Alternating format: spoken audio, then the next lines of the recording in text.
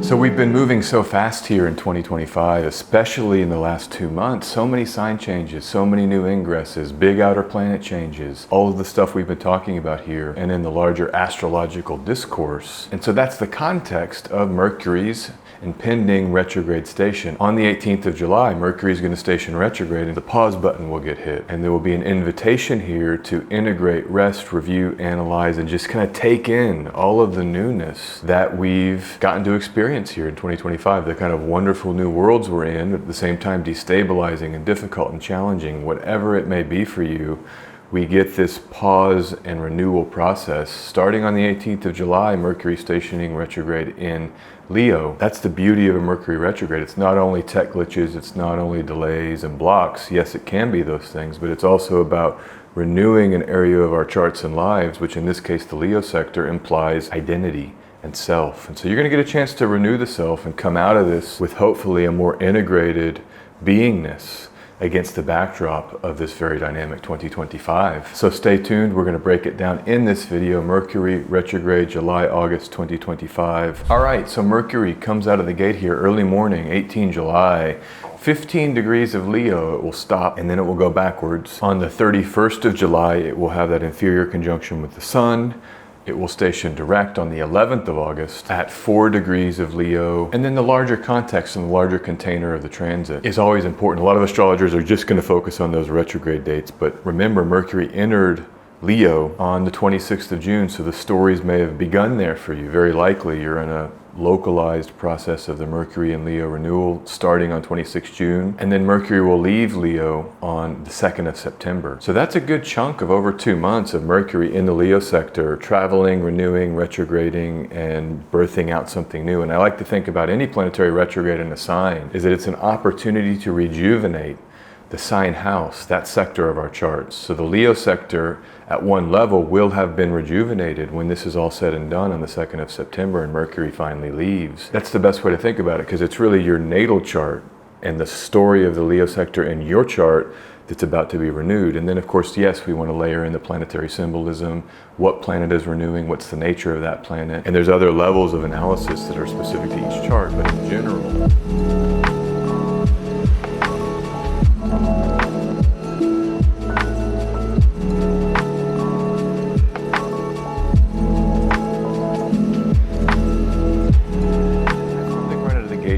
Sun will also enter Leo. And this is one of the reasons why there's some great mitigations to this Mercury retrograde and why it might be better thought of as an opportunity here this summer rather than something to fear. But the Sun enters Leo on the 22nd of July, the sign that the Sun rules by domicile, the home of the Sun, the throne of the Sun. It comes to that throne once a year, every summer. And that Mercury would be retrograding there means that as soon as the Sun enters, you get great relief because that Mercury can rely upon and be supported by its domicile lord. The first couple of days of this Mercury retrograde from the 18th of July until the 22nd of July, those might be the harshest. And that's something to keep in mind. If you're getting shocked here right out of the gate of some kind of block or delay, and I've lived through plenty, trust me, I know how severe they can be, especially right around that retrograde station. Just know there is great aid arriving very soon, about 5 days into this process, as the solar energetic can sort of take in and incorporate Mercury's struggles and protect Mercury. Mercury stations direct on the 11th of August. Now the Sun leaves Leo before Mercury, but the retrograde processes then have that great support. And then the other thing about the chart of the retrograde station, Mercury is applying very closely to perfect a sextile to Venus in Gemini.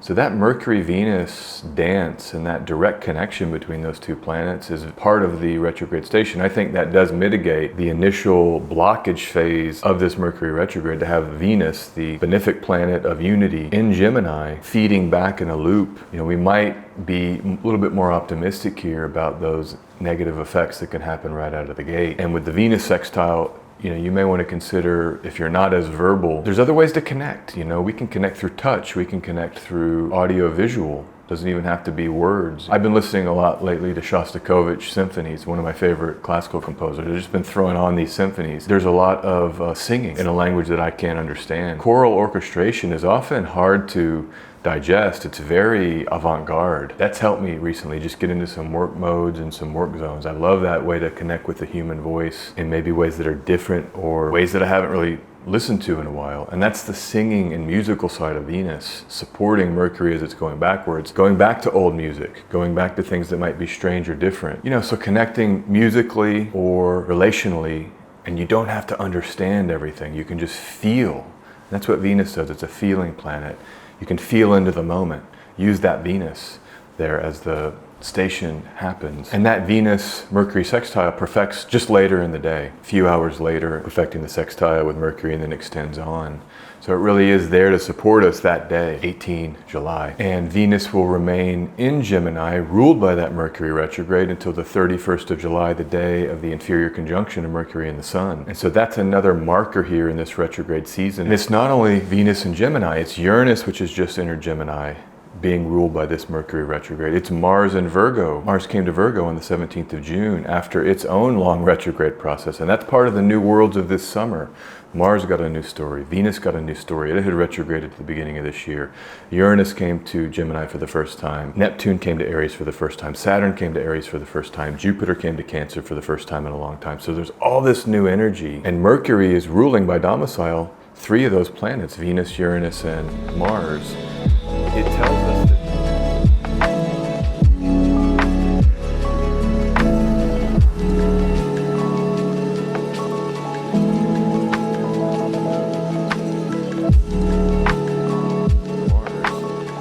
tells us that this Mercury retrograde sends that review energy to the planets it's responsible for. Even more important, that we get to review not only Mercury retrograde in Leo and their Leo sectors, we get to process the Uranus and Gemini and the Mars and Virgo moment and the Venus in Gemini moment. And I love the square that's built into the zodiac, Gemini Virgo. When you have a planet ruling 2 sectors, there's an idea that those sectors actually can work well together. So even though there's a square posturing between Gemini and Virgo, they're elementally different. Mercury connects them and says, hey, they can become a team as a result. And so we're talking about the earth element and the air element and how they work together using the skills of Mercury. And these are things like the curiosities of Gemini and the information gathering being brought back into and applied to the tangible functional methods for making things happen in the material world. You go read the book, you come back and apply the book. And that's the dance of Gemini Virgo. Mercury retrograde, it's like, let's dig deep here. You know, what information have you gleaned or gathered so far this summer? What implementation processes with Mars and Virgo are you deep in with, and you're trying to work through things? I know for me, there's some stuff I'm working on. Yeah, it's a lot, you know, to take in. Work is hard. Working on a project is hard. Completing a project is hard. You've got to stay in the weeds. You've got to stay with it. And that's some of the Virgo challenge, is that it shows you the specificity of what you're going to have to get involved in to accomplish a task or a goal, and Mars can be there to shake that up. And you're gonna have to see, wow, it is this, and I've got to do this, and it's gonna take days. I've been working on my website. I'm not a coder, but we have AI. We can vibe code with AI, and that's not a fun process a lot of the times. The AIs are, yeah, they're smart, but they're also stupid.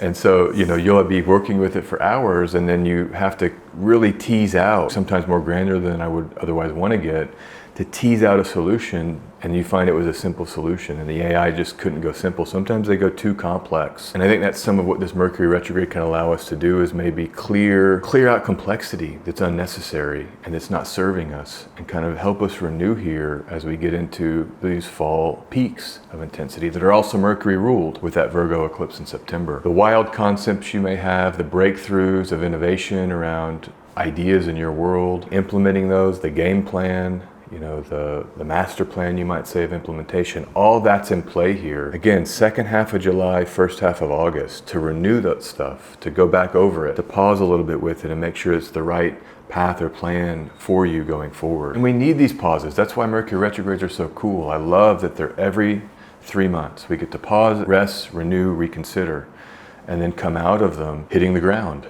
running, you know. And that's why a lot of times I'll be talking with clients and it's like, okay, you want to do something? Let's wait for Mercury to station direct, and let's use those pockets of time to take an action. And of course, that's a fundamental principle of electional astrology for most things you're electing for. It signifies so much, ideas and paperwork and details, and so much is part of that symbolism that when it renews, we get a chance to stop so much and renew so much of our lives. Another layer here, and why I think it's so potent, especially with the sun in Leo after the 22nd of July, is that what is Leo? We've got to look at the archetype of Leo. Remember, I was saying this is what Mercury is going to renew as it retrogrades, stations direct, and then moves forward.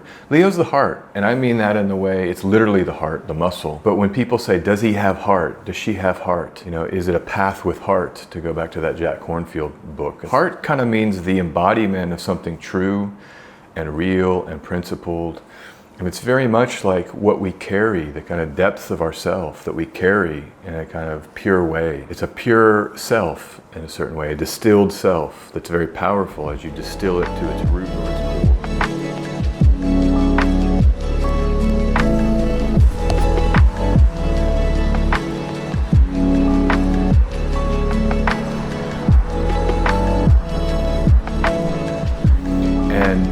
And that's what's in play here. What we radiate. I love with the sun and with Leo to think about we're radiating light. We're light beings. You know, I've done a lot of Vipassana meditation. I've been coming up recently with some folks I've been meeting. A lot of Vipassana practitioners out there, which I highly recommend. It's a really healing and loving practice. But there's something within those schools called Lovingkindness meditation. And I've done a bunch of it in silence on these retreats. You go sit and just do loving kindness all day. And I could tell you, you do trigger and open the heart, and it does radiate. There's actually beams of energy that can be radiated from the heart center or the heart chakra. That's very real in my experience. I've tapped into whatever that is.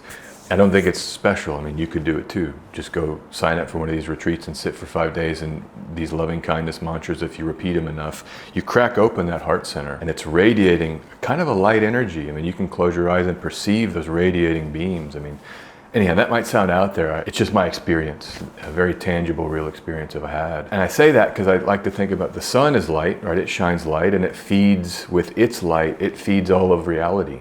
It feeds the plants, then we eat the plants. So the energy of just the physicality of this realm is directly linked to the solar light and its radiance. So too, you have that light that you're shining, your heart, and the beingness of your selfhood. To have Mercury renewing some of that, I think it's just perfect. It's perfectly aligned with what we need right now, basically. We need this. We need to pause. We need to get realigned. We need to get back in touch with our own inner light. Because life is tough, and this astrology is gonna be quite challenged, some of it this fall. I mean, these new changes have just begun. You know, Uranus is in Gemini until November. Neptune is in Aries until October. Saturn will come back to Pisces in September. Jupiter, of course, in Cancer now until next summer. But this new world is here, and to get to recalibrate and recenter the self and the light that we can shine. Such a beautiful, beautiful opportunity. And I've said this before sometimes when talking about Leo, but I'll say it again. I mean, ego and the construct of the self is very important. Yes, we know there's no self, if you want to take the Buddhist model. The divine oneness is what we're a part of, that great sea. We're but a droplet, and that we return to the ocean. That White Lotus last season, that was a big theme where the Buddhist teacher was lecturing about we return like a drop back to the ocean. So yes, we know that's true. There's a dematerialization of identity and we return to some kind of divine oneness. That said, we're here now. You're an incarnated being in this material form. I am. We're humans. And we use identities at this place. Your identity can be very powerful. It can take you far to have an identity. Psychologists will call it the healthy ego, the construction of a healthy ego. That can be healthy for us to have that identity. And so I'm just loving that we have Mercury retrograde in Leo to help us hone, prune, manicure the identities that are working for us right now and that we can carry into the rest of the year. And so for me, like, I'm an astrologer. That's an identity that I've taken on, that I have, that feels aligned with my path. I embrace it. With that identity, there's a certain role that I play, and there's certain things that come with that you just accept. I speak about astrology, I publish about astrology, I write about astrology, I think about astrology. You know, that's part of this role. I consult with people about their astrology. Sometimes when you clarify the label of the identity, the next steps naturally emerge because they are built in to the role that you choose to take on. You know, it's great that we get this right now because there's so much new stuff, a lot of fast-moving stuff. I know for me there's been really fast moving stuff. It's kind of hits you all at once. You're like, whoa, this is wild and crazy. It's always like that with transiting energies when they're new, is that you experience the newness and it's different than you had thought. And so you're having to rebuild and adapt to the new realities or the new transits. And so this is it comes at such a needed time that we can maybe get to slow down and rebuild ourselves and clarify what we're doing here and why we're here and what we want to be here. This is where you get some of that elective side to the fire element aspect of Leo. You know, you have passions, you have things that light you up. Tapping into those to go forward, I think, is part of the great opportunity of this Mercury retrograde.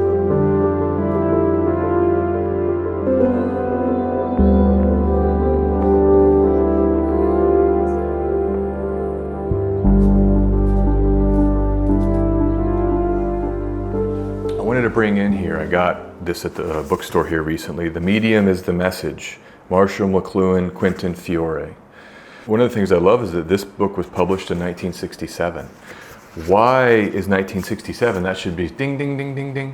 Well, 1967 was when Saturn was in Aries and Jupiter was in Cancer, like we have now. It was only that 3-month period. I don't know exactly when this was published, but still, it's basically the same Saturn and Jupiter context. So this book is energetically and astrologically connected to the now. And I've always wanted a copy. It's a really cool book. There's like illustrations. It's kind of like the Ram Dass Be Here Now, if you guys have seen that. And so I just picked it up, but I want to read a section of it. It says, this book is an extension of the eye, clothing an extension of the skin, electric circuitry an extension of the central nervous system, media by altering the environment, evoke in us unique ratios of sense perceptions. The extension of any one sense alters the way we think and act, the way we perceive the world. When those ratios change, men change.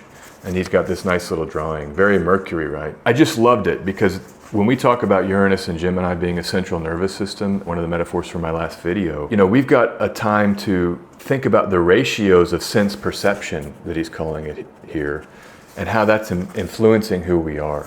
And I just loved it for a Mercury retrograde in Leo concept because these ego constructs, or the heart of who we are, is influenced by and created by the information we take in as much as anything else. And so when you try to take in different information, like I was saying earlier, just listening to Shostakovich. I love classical music. There's times in my life where I've been deeply into it. It's been a few years since I've been really going deep. It hasn't been part of my recent season of musical intake. So just to tweak and increase that ratio of the classical musical input, it's changing who I am. It's giving me a whole different way to perceive the world, actually. It really is, because there's something with those, and I don't want to launch on a whole classical music analysis thing, but there's something with those instruments. They're not electric. You know, it's just air, brass, wood, strings, the human voice, that I do think connects us to the humanness in different ways. And the electronic dance music that I like, or the synth music, or the other stuff sometimes I've been listening to more recently. And then that influences me. I feel like it opens me intellectually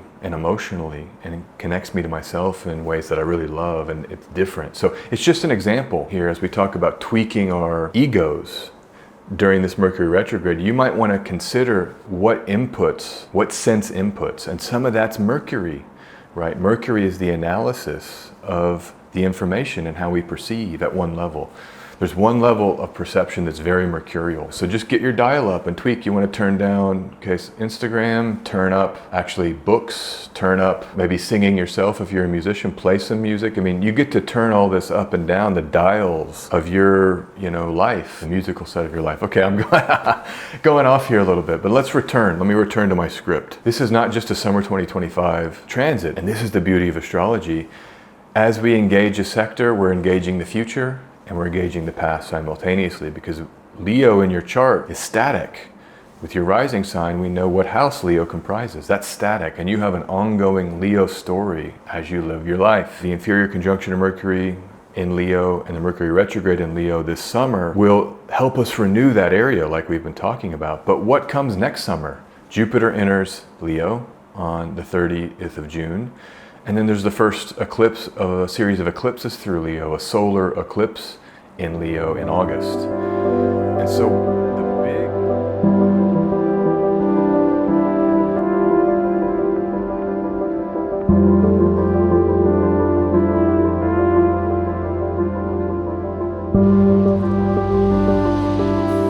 So the big moment for Leo hasn't even arrived yet. And yes, we had the Mars retrograde and the Venus retrograde in the recent years as well. So we've been engaging this for a while, but I mean, this is the final retrograde there to renew in that series of Venus in 2023 summer, Mars in late 2024, early 2025, and now Mercury summer 2025, to set up maybe the big event. And so a lot of us are in a process of change and becoming in Leo, that this will give you some more information about next year. This Mercury retrograde will help you clarify goals for next year. Where do you want to be next summer? What are you building up into a kind of climactic fated intervention next summer in Leo? And this is like a stop on that train. It's like that final stop. Sometimes if you've ridden a train, you get that final stop before your destination, and you can see like the suburbs, you know, you're like, wow, here it is. Is this the big city that I'm about to go into? And you kind of see those outlying areas, knowing that you're about to arrive at the heart of the big city. I think that's some of how I would look at this for you too, and really be thinking about next August. What will your Leo area of your chart be? What are you wanting it to be? What are you using your energy to help it become? That's the analysis here, some thoughts to work with this Mercury retrograde, and I hope you guys get some real mileage out of this and can use it to sort of set yourself up here. The Virgo eclipse that's coming, Mercury will enter Virgo, and it enters Virgo on the 2nd of September, and then there's a solar eclipse in Virgo on the 21st of September. Mercury's going to have left Virgo by the time that solar eclipse is there, just in the days before. But still, we get a very powerful domiciled Mercury to feel into Virgo as we're building into this big moment of change there. And just keep that in mind. You know, what you renew here will carry into eclipse season. The Mercury stories get better almost immediately in early September, and then they have to be revolutionized with this great eclipse change. And so it kind of raises the stakes in some sense, and it may help you take it a little bit more seriously if you want. Sometimes it's just, let's not take any of this seriously. But you may want to kind of get ready here, this great opportunity of pause before not only that next summer, but this late summer's eclipse in Virgo, which Mercury will rule, and Mercury having renewed right before it gives us a kind of unique ability to ride into that with some freshness with all the themes we've been talking about here today. Okay, so that is the video. Thanks for being here. I'm really glad to see you today. And to make a video about this, you can always find more of my work on Patreon. I release regular videos there, a variety of tiers. Link is in the description. If you want weekly videos or a live stream with me every month, it's all there. You can like and subscribe here if you want. I appreciate that always. You know, supports the channel to throw a subscribe out. You know, helps the algorithm, I guess. And you guys take care, okay? Renew with this one. Dig deep. Ask yourself who you are. Make sure that your inner world is matching your outer world. The insides and the outsides, I think, with a Mercury retrograde can sometimes be about that, because you're going inward with a retrograde, and you're kind of like, okay, and then you go outward as it renews. And Leo is a sign of the outward. So it's a kind of great way to think about this, is the inside matching the outside. Sometimes that's a good way to just clarify. You know, there's a John Lennon song I love, Crippled Inside. I know it's a little bit dramatic. Perfect for Leo, right? But he says, I'm crippled inside. And sometimes we're crippled inside. It's just emotionally heaviness. We all have wounds, or a lot of us, deep wounds that we're carrying, right? We're trying to heal. We're all in the process of healing as we're adults. Sometimes it's good to, like, if the outsides are stable, okay, my room's clean, things are going well, I'm showing up to work, but yeah, I'm triggered and I'm hurt emotionally. So sometimes it's good to note that, like, hey, things are good on the outside, just feel the pain. Sometimes the outside appears to be a certain way, but inside we're going through turmoil, and it's like, okay, I need to tend to my inner world. The outside is less important now. So there's kind of this dance always of calibration with inner and outer that I think can be a part of that heart renewal and identity renewal process we talked about earlier. So if you're going through some of that here, I just hope you're able to tend to your wounds and acknowledge your victories here in 2025 with the new changes this summer. So okay, that's the video. Peace, everybody. Take care of yourself, and I'll talk to you real soon. Bye-bye.